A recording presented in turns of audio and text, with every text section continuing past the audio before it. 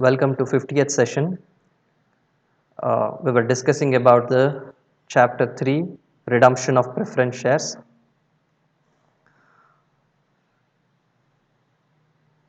In the last session, we had discussed about the problem. I had explained the problem, how the capital portion is available, how we can redeem, how we can arrange cash. So capital portion, premium portion and cash portion. ಮೂರು portion ನಾವು discuss ಮಾಡಿದ್ವಿ. ಇಲ್ಲಿ redeem ಮಾಡೋದಕ್ಕೆ ಹೇಗೆ amounts ತಗೋಬೇಕು ಅಂತ. ನಾವು will move on to the solution. ಇಲ್ಲಿ ಸೊಲ್ಯೂಷನ್ ಪಾರ್ಟಲ್ಲಿ ಫಸ್ಟ್ ಜರ್ನಲ್ ಎಂಟ್ರೀಸ್.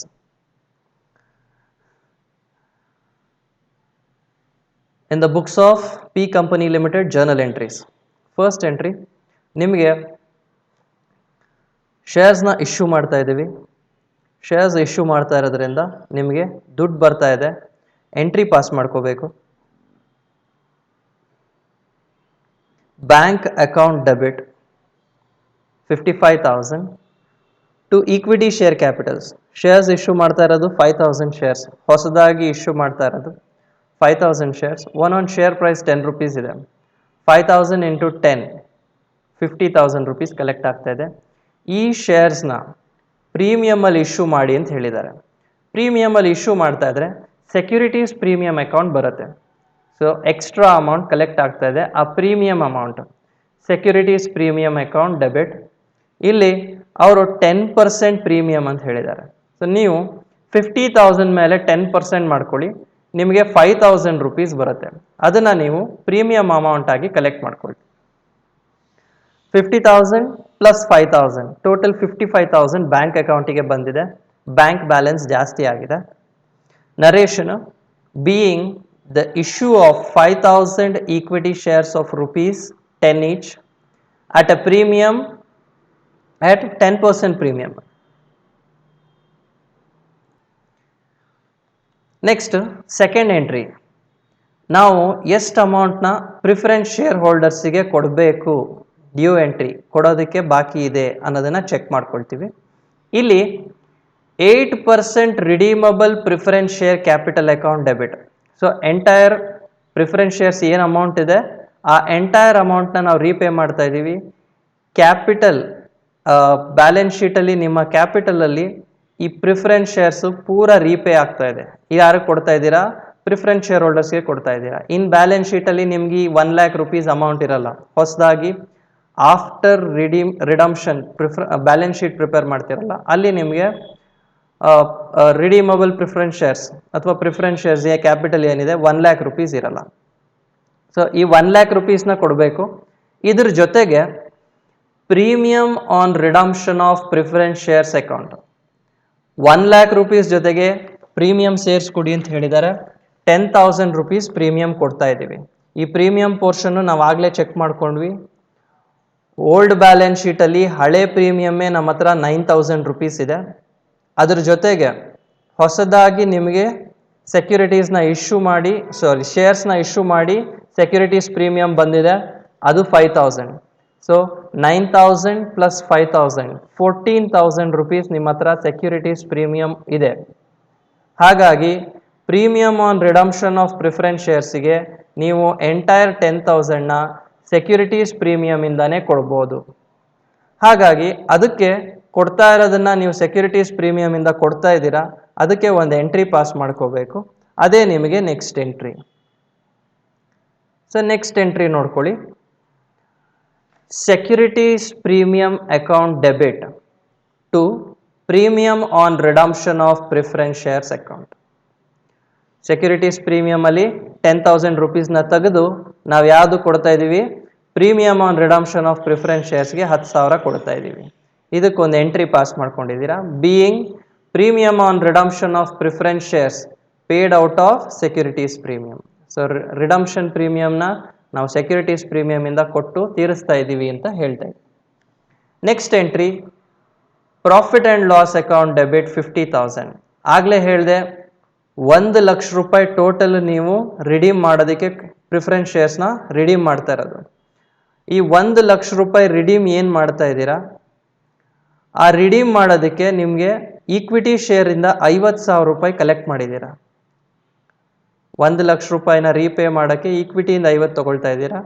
ಇನ್ನು ಬಾಕಿ ಅಮೌಂಟ್ ಏನು ಬೇಕೋ ಅದನ್ನು ನಾವು ಪ್ರಾಫಿಟ್ ಆ್ಯಂಡ್ ಲಾಸ್ ಅಕೌಂಟಿಂದ ತಗೊಳ್ತಾ ಇದ್ದೀವಿ.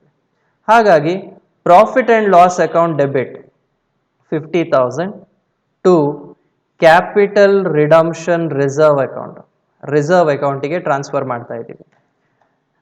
It's a transfer entry. So 50,000 ಇಲ್ಲಿಂದ ಮತ್ತು 50,000 ಹೊಸದಾಗಿ ಶೇರ್ಸ್ ಇಶ್ಯೂ ಮಾಡಿರೋದ್ರಿಂದ ಎರಡೂ ಸೇರಿಸಿ ₹1,00,000 ಆಗುತ್ತೆ. ಅದೇ ನೀವು ರಿಡೀಮಬಲ್ ಪ್ರಾಸೆಸ್ಗೆ ಕೊಡ್ತಾ ಇರೋದು.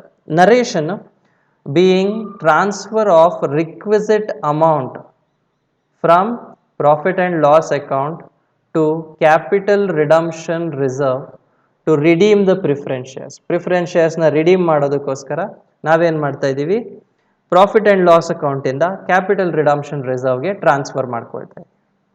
Will move on to the next entry. Fifth entry, funds arrange ಮಾಡೋದಕ್ಕೋಸ್ಕರ ಕಂಪನಿಯವರು ಇನ್ವೆಸ್ಟ್ಮೆಂಟ್ಸ್ನ ಮಾರ್ತಾ ಇದ್ದಾರೆ ಅಂತ ಹೇಳಿದ್ರು. ಇನ್ವೆಸ್ಟ್ಮೆಂಟ್ಸ್ನ ಮಾರ್ತಾ ಇರೋ ಅಮೌಂಟ್ ಎಷ್ಟು?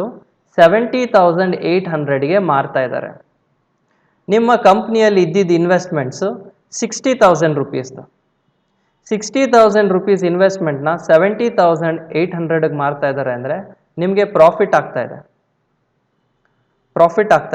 To profit account 10,800. ಇದನ್ನು ನಾವು ಪ್ರಾಫಿಟ್ಗೆ ಟ್ರಾನ್ಸ್ಫರ್ ಮಾಡ್ಕೊಂಡಿದ್ದೀವಿ.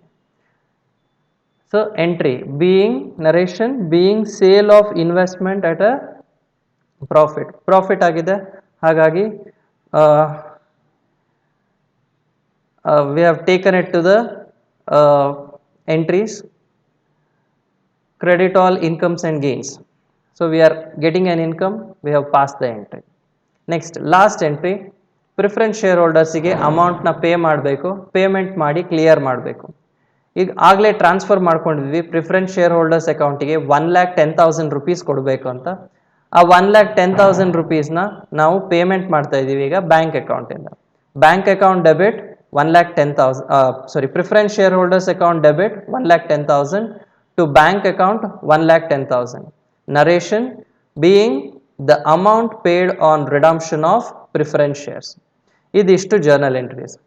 ಪ್ರಿಫರೆನ್ಸ್ ಶೇರ್ಸಿಗೆ ದುಡ್ಡು ಅರೇಂಜ್ ಮಾಡ್ಕೊಂಡ್ರಿ, ಪ್ರಿಫರೆನ್ಸ್ ಶೇರ್ಸಿಗೆ ಎಲ್ಲೆಲ್ಲಿಂದ ಕೊಡ್ತೀರಾ ಅಂತ ಅರೇಂಜ್ ಮಾಡಿಕೊಂಡು ಕೊನೆಯಲ್ಲಿ ಪೇಮೆಂಟ್ ಮಾಡಿ ಕ್ಲಿಯರ್ ಮಾಡಿದ್ರಿ. So these are the journal entries.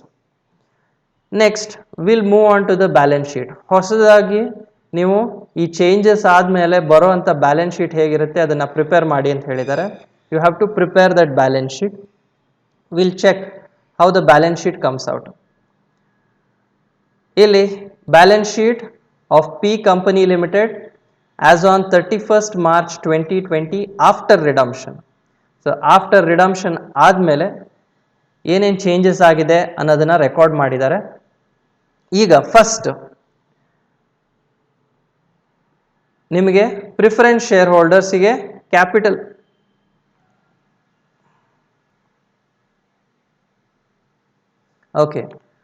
Preference share ಹೋಲ್ಡರ್ಸ್ನ ನೀವು ಆಲ್ರೆಡಿ ಪೇ ಮಾಡಿದ್ದೀರಾ. ಇನ್ನು ಪ್ರಿಫರೆನ್ಸ್ ಶೇರ್ ಹೋಲ್ಡರ್ಸ್ ಬರಲ್ಲ. ಇನ್ನು ಉಳಿದಿರೋ ಏನು ಶೇರ್ ಕ್ಯಾಪಿಟಲ್ ಇದೆ ಅದು ₹3,00,000 ಇದೆ ಅಂತ ಹೇಳಿದ್ದಾರೆ. ಇಲ್ಲಿ ₹3,00,000 ಹೇಗೆ ಬಂತು ಅನ್ನೋದನ್ನು ನೀವು ನೋಟ್ 1 ನೋಡ್ಬೋದು. ನೋಟ್ 1 ನೋಡೋಣ. ಇಲ್ಲಿ we have note 1. Share capital ಇದೆ. ಆಥರೈಸ್ ಕ್ಯಾಪಿಟಲ್ ಆಲ್ರೆಡಿ ಇದೆ ನಿಮಗೆ 40,000 equity shares of ₹10 each. Authorise ಕ್ಯಾಪಿಟಲಲ್ಲಿ ಏನೂ ಚೇಂಜ್ ಆಗಿಲ್ಲ. ನಿಮಗೆ ಇಶ್ಯೂಡ್ ಆ್ಯಂಡ್ ಪೇಡ್ ಅಪ್ ಕ್ಯಾಪಿಟಲ್ಗೆ 30,000 ಈಕ್ವಿಟಿ ಶೇರ್ಸ್ ಆಫ್ ₹10 ಈಚ್. ಇದನ್ನು ನೀವಿಲ್ಲಿ ನೋಡ್ಕೊಳ್ಳಿ. ನಿಮಗೆ ಲಾಸ್ಟ್ ಬ್ಯಾಲೆನ್ಸ್ ಶೀಟಲ್ಲಿ ಅವರು ಫಸ್ಟ್ ಕೊಟ್ಟಾಗ ನಿಮ್ಮ ಹತ್ರ 25,000 ಶೇರ್ಸ್ ಇತ್ತು ಈಕ್ವಿಟಿ ಶೇರ್ಸ್. ಈಗ ಹೊಸದಾಗಿ 5,000 ಸೇರಿಕೊಂಡಿದೆ. ಸೊ 25 + 5 30,000 ಈಕ್ವಿಟಿ ಶೇರ್ಸ್ ಇದೆ. ಅದನ್ನೇ ಅವರು ನಿಮಗೆ ಆ್ಯಡ್ ಮಾಡಿ ಒಟ್ಟಿಗೆ ತೋರಿಸಿರೋವಂಥದ್ದು 30,000 equity shares of ₹10 each fully paid. So ₹3,00,000 ನೀವು ನೋಟಲ್ಲಿ ನೋಡಿದ್ದೀರ. ಇನ್ನು ಸೆಕೆಂಡ್ ನಿಮಗೆ ರಿಸರ್ವ್ಸ್ ಆ್ಯಂಡ್ ಸರ್ಪ್ಲಸ್. ಈ ರಿಸರ್ವ್ಸ್ ಆ್ಯಂಡ್ ಸರ್ಪ್ಲಸಲ್ಲಿ ಕ್ಯಾಪಿಟಲ್ ರಿಡಂಪ್ಷನ್ ರಿಸರ್ವ್ ಇದು ಹೊಸದಾಗಿ ಬಂದಿರೋಂಥದ್ದು ಇದನ್ನು ನಾವು P&L ಅಕೌಂಟಿಂದ ಟ್ರಾನ್ಸ್ಫರ್ ಮಾಡ್ಕೊಂಡ್ವಿ. 50,000 ಈಕ್ವಿಟಿ ಶೇರ್ಸಿಂದ ದುಡ್ಡು ಬಂತು. ಇನ್ 50,000 ನಾವು ಕ್ಯಾಪಿಟಲ್ ರಿಡಂಪ್ಷನ್ ರಿಸರ್ವ್ಗೆ ಟ್ರಾನ್ಸ್ಫರ್ ಮಾಡ್ಕೊಂಡ್ವಿ P&L ಅಕೌಂಟಿಂದ. ಆ 50,000ನ ನೀವು ರಿಸರ್ವ್ಸಲ್ಲಿ ತೋರಿಸ್ಕೊಳ್ತೀರಾ. ನೆಕ್ಸ್ಟ್ ಸೆಕ್ಯೂರಿಟೀಸ್ ಪ್ರೀಮಿಯಂ ಅಕೌಂಟ್ 4,000 ತೋರಿಸ್ತಾ ಇದ್ದಾರೆ. ಸೆಕ್ಯೂರಿಟೀಸ್ ಪ್ರೀಮಿಯಂ ಅಕೌಂಟಲ್ಲಿ ಓಲ್ಡ್ ಬ್ಯಾಲೆನ್ಸ್ 9,000 ರುಪೀಸ್ ಇತ್ತು. ನಿಮಗೆ ಬ್ಯಾಲೆನ್ಸ್ ಶೀಟ್ ವ್ಯಾಲ್ಯೂ ನೋಡ್ಕೊಳ್ಳಿ. ಓಲ್ಡ್ ಬ್ಯಾಲೆನ್ಸ್ ಶೀಟಲ್ಲಿ ನಿಮಗೆ 9,000 ರುಪೀಸ್ ವ್ಯಾಲ್ಯೂ ಇತ್ತು. ಈ 9,000 ರುಪೀಸ್ಗೆ ಹೊಸದಾಗಿ ಸೆಕ್ಯೂರಿಟೀಸ್ ಪ್ರೀಮಿಯಂ ಆ್ಯಡ್ ಆಯಿತು 5,000. 9 + 5 14,000 ಆಯಿತು. ಈ 14,000 ಇದ್ದಿದ್ದಾಗ ನಾವು 10,000 ರುಪೀಸ್ನ ಸೆಕ್ಯೂರಿಟೀಸ್ ಪ್ರೀಮಿಯಂಗೆ ಅಂತ ಕೊಟ್ವಿ. ಇನ್ನು 14,000ಅಲ್ಲಿ 10,000 ರುಪೀಸ್ ಪ್ರೀಮಿಯಮ್ ಆನ್ ರಿಡಂಪ್ಷನ್ಗೆ ನಾವು ಪೇ ಮಾಡಿದ್ಮೇಲೆ ಉಳ್ಕೊಳ್ಳೋದು 4,000 ರುಪೀಸ್. ದ ಸೇಮ್ 4,000 ರುಪೀಸ್ ಅವರು ನೋಟಲ್ಲಿ ಮೆನ್ಷನ್ ಮಾಡಿದ್ದಾರೆ ಸೆಕ್ಯೂರಿಟೀಸ್ ಪ್ರೀಮಿಯಂ. ಇನ್ನು ಲಾಸ್ಟ್ ಪ್ರಾಫಿಟ್ ಆ್ಯಂಡ್ ಲಾಸ್ ಅಕೌಂಟಿಗೆ ಬಂದರೆ, ಪ್ರಾಫಿಟ್ ಆ್ಯಂಡ್ ಲಾಸ್ ಅಕೌಂಟಲ್ಲಿ 15,800 ವ್ಯಾಲ್ಯೂ ತೋರಿಸ್ತಾ ಇದ್ದಾರೆ. 15,800 ವ್ಯಾಲ್ಯೂ ಅಲ್ಲಿ ಇಟ್ ಇಸ್ ವೆರಿ ಸಿಂಪಲ್. ನಿಮಗೆ ಓಲ್ಡ್ ಬ್ಯಾಲೆನ್ಸ್ ಶೀಟಲ್ಲಿ 50,000 ರುಪೀಸ್ ಇದೆ, 55,000 ರುಪೀಸ್ ಇದೆ. ಈ 55,000 ರುಪೀಸಿಗೆ ನೀವೇನು ಮಾಡಿದ್ದೀರಿ, 2 ಎಂಟ್ರಿ ಪಾಸ್ ಮಾಡ್ಕೊಂಡಿದ್ದೀರಿ. ಒಂದು ಕ್ಯಾಪಿಟಲ್ ರಿಡಂಪ್ಷನ್ ರಿಸರ್ವ್ಗೆ 50 ಟ್ರಾನ್ಸ್ಫರ್ ಮಾಡ್ಕೊಂಡಿದ್ದೀರಾ. ಇನ್ನು ಇನ್ವೆಸ್ಟ್ಮೆಂಟ್ಸಿಂದ ಪ್ರಾಫಿಟ್ ಬಂದಿದೆ.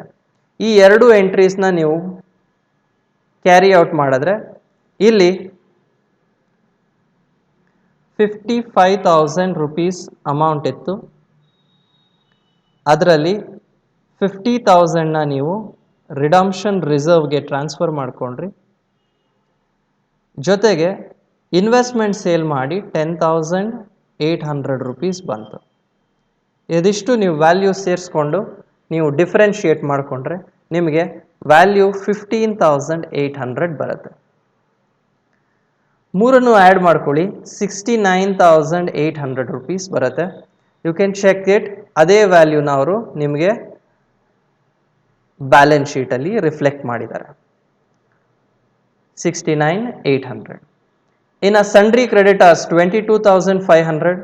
ಎಕ್ಸಿಸ್ಟಿಂಗಲ್ಲಿ ಆಲ್ರೆಡಿ ಸೇಮ್ ಅಮೌಂಟ್ ಇತ್ತು, ಅದನ್ನು ನಾವು ತೊಗೊಂಡಿದ್ದೀವಿ. ಪ್ರಾವಿಷನ್ ಫಾರ್ ಟ್ಯಾಕ್ಸೇಷನ್ 19,500, ಇದು ಸೇಮ್ ಇತ್ತು, ತೊಗೊಂಡಿದ್ದೀವಿ. ಆ್ಯಡ್ ಮಾಡ್ಕೊಂಡಿದ್ದೀವಿ, 4,11,800 ಬಂದಿದೆ. ಇನ್ನು ಫಿಕ್ಸ್ಡ್ ಅಸೆಟ್ಸ್, ಇಂಟ್ಯಾಂಜಿಬಲ್ ಅಸೆಟ್ಸ್ 2,10,000 ತೊಗೊಂಡಿದ್ದೀವಿ. ಇದು ಓಲ್ಡ್ ಬ್ಯಾಲೆನ್ಸ್ ಶೀಟಲ್ಲಿ ಸೇಮ್ ವ್ಯಾಲ್ಯೂ ಇತ್ತು. Fixed assets plant and machinery ಮತ್ತು ಫರ್ನಿಚರ್ ಎರಡು ಆ್ಯಡ್ ಮಾಡ್ಕೊಂಡಿದ್ದೀವಿ, 2,10,000 rupees. The same value we have taken here as same value 2,10,000 rupees ತೊಗೊಂಡಿದ್ದೀವಿ. ಇನ್ನು ಓಲ್ಡ್ ಬ್ಯಾಲೆನ್ಸ್ ಶೀಟಲ್ಲಿ ಇನ್ವೆಸ್ಟ್ಮೆಂಟ್ ಇತ್ತು, ಅದನ್ನು ನಾವು ತೊಗೊಂಡಿಲ್ಲ. ನೆಕ್ಸ್ಟ್ ಕರೆಂಟ್ ಅಸೆಟ್ಸಲ್ಲಿ ಸ್ಟಾಕ್ ಇತ್ತು, ಸ್ಟಾಕ್ ಏನೂ ಚೇಂಜ್ ಆಗಿಲ್ಲ. ಸಂಡ್ರಿ ಡೆಟಾರ್ಸ್ ಏನೂ ಚೇಂಜ್ ಆಗಿಲ್ಲ. ಪ್ರೀಪೇಯ್ಡ್ ಎಕ್ಸ್ಪೆನ್ಸಸ್ ಏನೂ ಚೇಂಜ್ ಆಗಿಲ್ಲ. ಆದರೆ ಕ್ಯಾಶ್ ಆ್ಯಂಡ್ ಕ್ಯಾಶ್ ಇಕ್ವಲೆಂಟು 20,750 ಬಂದಿದೆ. ಈ 20,750ಗೆ ನಾವು ಬ್ಯಾಂಕ್ ಅಕೌಂಟ್ ಮಾಡಿದ್ದೀವಿ. Will go through the bank account. ಇಲ್ಲಿ ಬ್ಯಾಂಕ್ ಅಕೌಂಟ್ ಇದೆ, you can have a look on the bank account. Bank balance last year balance 4,950 rupees ದುಡ್ಡಿತ್ತು. ಈಗ ಈಕ್ವಿಟಿ ಶೇರ್ಸ್ನ ಇಶ್ಯೂ ಮಾಡಿದ್ವಿ, ನಮಗೆ ಈಕ್ವಿಟಿ ಶೇರ್ ಕ್ಯಾಪಿಟಲ್ ಬರ್ತಾ ಇದೆ.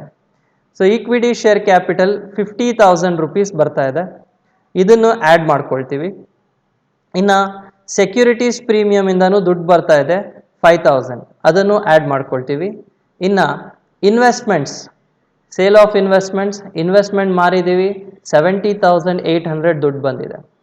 ಸೊ ನಿಮಗೆ ಇದಿಷ್ಟು ರಿಸೀವ್ ಆಗಿರೋ ಅಮೌಂಟು ಮತ್ತು ಎಕ್ಸಿಸ್ಟಿಂಗ್ ಇರೋ ಬ್ಯಾಲೆನ್ಸ್ ಅಮೌಂಟು ಇಷ್ಟು ಆ್ಯಡ್ ಮಾಡಿಕೊಂಡ್ರೆ ನಿಮಗೆ 1,30,750 ರುಪೀಸ್ ಬ್ಯಾಂಕಲ್ಲಿ ದುಡ್ಡಿದೆ. ಇನ್ನು ನೀವು ರಿಡೀಮ್ ಮಾಡಿದ್ದೀರಾ ಪ್ರಿಫರೆನ್ಸ್ ಶೇರ್ಸ್ನ, ಹಾಗಾಗಿ ಪ್ರಿಫರೆನ್ಸ್ ಶೇರ್ ಹೋಲ್ಡರ್ಸಿಗೆ ದುಡ್ಡು ಪೇ ಮಾಡಿದ್ದೀರಾ. ಪ್ರಿಫರೆನ್ಸ್ ಶೇರ್ ಹೋಲ್ಡರ್ಸಿಗೆ ದುಡ್ಡು ಪೇ ಮಾಡಿರೋದು 1,10,000 ರುಪೀಸ್. 1,10,000 ರುಪೀಸಿಂದ ನೀವು ಪೇ ಮಾಡಿದ್ದೀರಾ. ಇನ್ನು ಬಾಕಿ ಉಳ್ಕೊಂಡಿರೋದು ನೋಡಿ, 1,30,750ಇಂದ 1,10,000 ಮೈನಸ್ ಮಾಡ್ಕೊಳ್ಳಿ, ನಿಮಗೆ 20,750 ರುಪೀಸ್ ಬ್ಯಾಲೆನ್ಸ್ ಉಳ್ಕೊಳ್ಳಿ. ಅದನ್ನು ನೀವು ಸೇಮ್ 20,750ನ ನೀವು ಬ್ಯಾಲೆನ್ಸ್ ಶೀಟಲ್ಲಿ ರಿಫ್ಲೆಕ್ಟ್ ಮಾಡ್ಕೊಂಡಿದ್ದೀರಾ. ಐ ಹ್ಯಾವ್ ಶೋನ್ ಇಟ್ ಇಲ್ಲಿ ಬ್ಯಾಲೆನ್ಸ್ ಶೀಟಲ್ಲಿ 20,750 ವ್ಯಾಲ್ಯೂಸ್ನ ಆ್ಯಡ್ ಮಾಡ್ಕೊಂಡಿದ್ದೀರಾ. The balance sheet gets tallied. Inculcate ಮಾಡ್ಕೋಬೇಕಾದ್ರೆ kindly have a look at the old balance sheet. Old balance sheet ನೋಡ್ಕೊಳ್ಳಿ, ಅದರಲ್ಲಿ ಏನೇನು ವ್ಯಾಲ್ಯೂಸ್ ಇದೆ, ಅದರಲ್ಲಿ ಏನಾದರೂ ಚೇಂಜಸ್ ಆಗಿದೆ ಅಂತಂದರೆ ಆ ಚೇಂಜಸ್ ಮಾತ್ರ ನೀವು ತೊಗೊಳ್ಳಿ. ಇನ್ನು ಮಿಕ್ಕಿದೆಲ್ಲ ಸೇಮ್ ವ್ಯಾಲ್ಯೂಸ್ ಇರುತ್ತೆ, ಅದೇ ವ್ಯಾಲ್ಯೂಸ್ನ ನೀವು ತೊಗೊಂಡು ಇಲ್ಲಿ ಇನ್ಕ್ಲೂಡ್ ಮಾಡ್ಕೊಳ್ಳಿ. ಚೇಂಜಸ್ ಆಗಿರೋ ಅಂಥದ್ದಕ್ಕೆ ಸಣ್ಣ ಪುಟ್ಟ ಚೇಂಜಸ್ ಆಗಿತ್ತು, ಲೈಕ್ ಈಗ ಇನ್ವೆಸ್ಟ್ಮೆಂಟ್ ಇತ್ತು, ಇನ್ವೆಸ್ಟ್ಮೆಂಟ್ ಎಂಟೈರ್ ಸೇಲ್ ಮಾಡಿದ್ದೀರಾ, no need to prepare a ledger, ಅಲ್ಲೇ ನಿಮಗೆ ಗೊತ್ತಾಗುತ್ತೆ. ಕೆಲವೊಂದೊಂದಕ್ಕೆ ನಿಮಗೆ ಲೆಡ್ಜರ್ ಬೇಕು ಅಂದಿದ್ದಕ್ಕೆ ಲೆಡ್ಜರ್ ಮಾಡ್ಕೊಳ್ಳಿ. It is also preferred P&L ಅಕೌಂಟಿಗೂ ನೀವು ಬೇಕಿದ್ರೆ ಲೆಡ್ಜರ್ ಮಾಡಿಕೊಂಡ್ರೆ ನಿಮಗೆ ಎಕ್ಸಾಕ್ಟ್ ವ್ಯಾಲ್ಯೂ ಸಿಗುತ್ತೆ, ಇಲ್ಲೂ ಎಕ್ಸಾಕ್ಟ್ ವ್ಯಾಲ್ಯೂ ಸಿಗುತ್ತೆ. But you should understand the concept. Debit credit ಎಲ್ಲದು ಸೇರಿದಾಗ ನಿಮಗೆ ಕನ್ಫ್ಯೂಸ್ ಆಗಲಿಲ್ಲ ಅಂತಂದರೆ you can go and prepare a ledger prepare ಮಾಡ್ಕೊಳ್ಳಿ, ಅಲ್ಲಿ ನೀವು ಈಸಿಯಾಗಿ ವ್ಯಾಲ್ಯೂ ಎಷ್ಟಿದೆ ತೋರಿಸ್ಕೋಬೋದು. I hope this session is useful. We are done with the last problem of the redemption of preference shares. Next, we'll carry out the problems relating to issue of bonus shares. Thank you for watching this video. Thank you.